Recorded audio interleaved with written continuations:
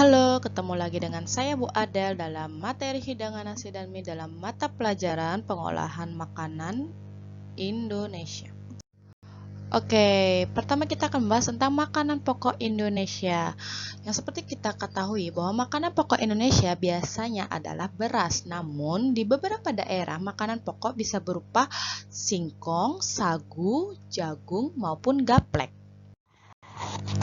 Oke, next kita membahas tentang pengertian nasi. Nasi berasal dari beras atau padi atau serealia yang dilakukan dalam proses pemasakan dengan teknik direbus, dikukus maupun ditim.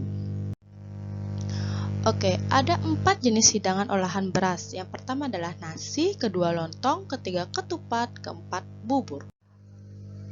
Oke, kita membahas tentang nasi kukus. Nasi kukus adalah olahan beras yang dilakukan dengan teknik kukus atau teknik pengolahan bahan makanan menggunakan uap air mendidih. Next, kita ke nasi liwet. Di kota Solo, nasi liwet menggunakan bahan cair yaitu santan, yang dimana perbandingan antara beras dan air adalah 1:1,5 tergantung jenis beras yang digunakan. Nah, teksturnya itu lunak seperti nasi kukus, namun memiliki rasa gurih karena diungkep atau direndam menggunakan santan. Next, kita membahas tentang bubur.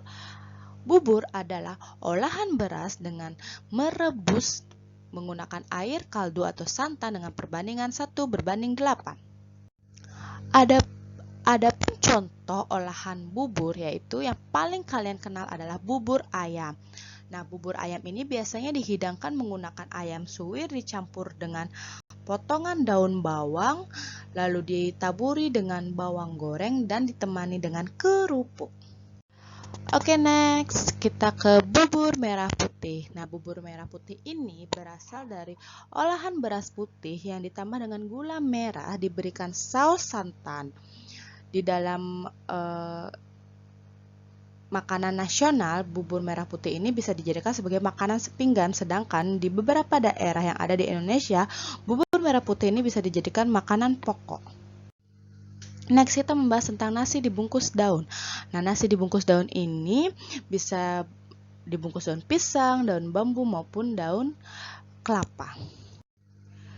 Nasi berbumbu. Nasi berbumbu ialah olahan beras yang diberikan bumbu dan biasanya diolah dengan teknik dikukus. Oke, kita membahas tentang nasi berbumbu. Yang pertama kita membahas tentang nasi kunyit. Nasi kunyit itu adalah olahan beras ketan putih yang ditambah dengan santan dan kunyit. Memiliki tekstur lunak, kenyal karena berasal dari beras ketan. Sedangkan nasi kuning adalah olahan beras putih ditambah dengan santan dan kunyit. Teksturnya lunak dan rasanya gurih. Serta yang terakhir adalah nasi langi. Kalau dalam bahasa Betawi dikatakan nasi uduk. Nah, nasi ini adalah olahan dari beras putih ditambah lengkuas, serai, dan santan. Next, kita membahas tentang nasi yang dibungkus dengan daun pisang, bambu, atau kelapa. Adapun contohnya yaitu lontong, buras, aram-aram, nasi pundut, pesor, sumpil, dan lain sebagainya. Kita membahas tentang lontong. Nah, lontong ini kalian pasti sudah tahu dong. Lontong adalah olahan beras yang dibungkus dengan daun pisang lalu direbus. Biasanya berbentuk tabung atau berbentuk bulat memanjang. Sedangkan buras itu adalah beras putih yang dibungkus dengan daun pisang, diberikan cairan berupa santan. Biasanya di dalamnya itu ada isinya serta berbentuk persegi 4 memanjang.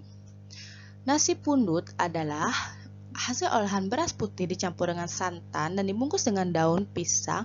Biasanya ada juga dihidangkan dengan telur sambal, ayam suwir, dan sebagainya. Lalu aram-aram. Nah, aram-aram ini hasil olahan beras dicampur dengan santan dan di dalamnya ada daging gilingnya. Oke, kita akan membahas tentang jenis-jenis hidangan nasi. Ada nasi uduk dari Jakarta, nasi goreng, nasi jinggo dari Bali, nasi kebuli dari Jakarta, nasi bogana, nasi krau dari Gresik, nasi pundut dari Kalimantan, nasi kapau, nasi boranan, nasi tutuk oncom, dan selanjutnya kita membahas tentang lontong dan ketupat. Nah, ini ada beberapa contoh hidangan lontong. Oke, adapun bahan dan alat yang digunakan dalam pengolahan hidangan nasi seperti di bawah ini. Oke, next kita membahas tentang hidangan mie. Oke, sekarang kita akan membahas tentang sejarah mie. Mie adalah adonan tipis dan panjang yang digulung serta dikeringkan dan dimasak dengan air mendidih. Yang kita ketahui mie itu berasal dari Tionghoa. Namun, ada beberapa daerah yang mengklaim bahwa mereka lah sebagai pencipta mie. Contohnya seperti Italia dan Arab.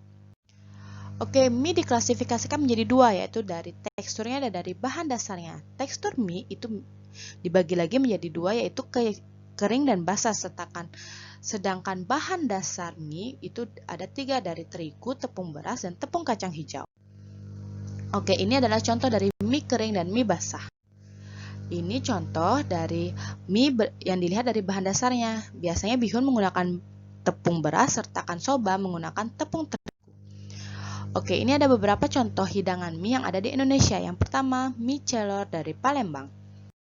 Kedua, mie kocok dari Bandung. Ketiga, mie Aceh.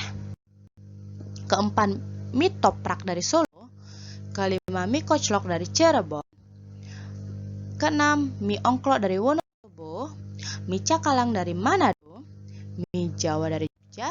Mie titi dari Makassar. Laksa dari Bogor.